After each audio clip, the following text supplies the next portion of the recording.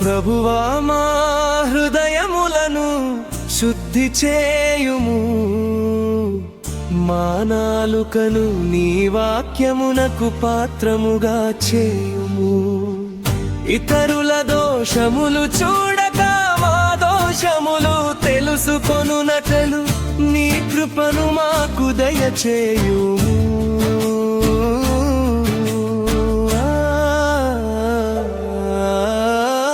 ప్రభువా మా హృదయములను శుద్ధి చేయుము, మా నాలుకను నీ వాక్యమునకు పాత్రముగా చేయుము.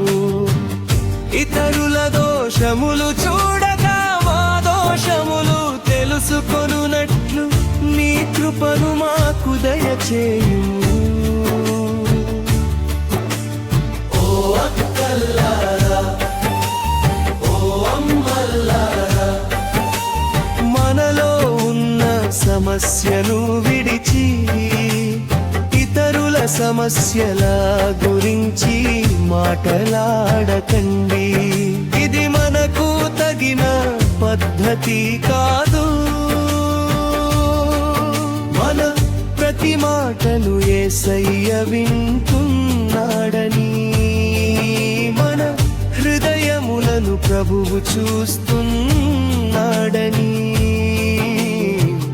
మరువకండి, మరువకండి. ఇతరుల వ్యవహారాలు మానండి, మానండి, మానండి.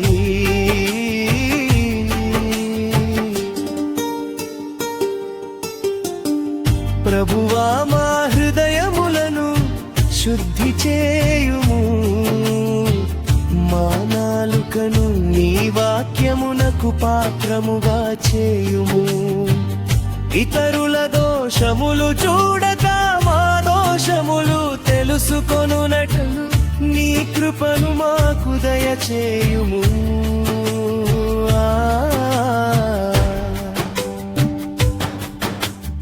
ఓ అక్కలారా, ఓ అమ్మల్లారా,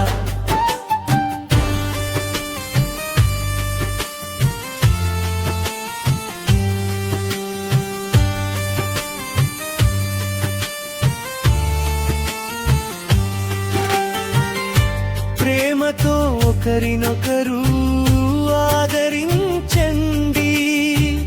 దోషములు వెదకడం ఇక మానండి.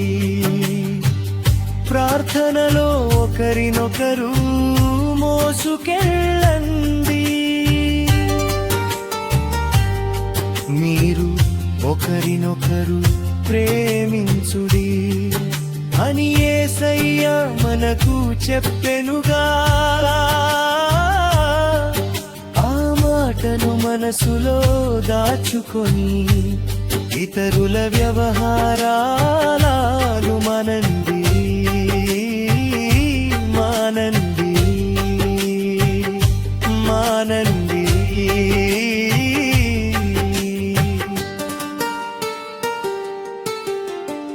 ప్రభువా మా హృదయములను శుద్ధి చేయుము, మా నాలుకను నీ వాక్యమునకు పాత్రముగా చేయుము.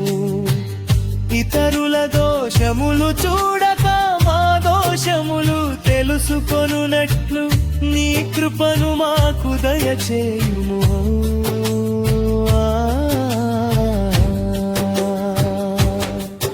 మన మాటలు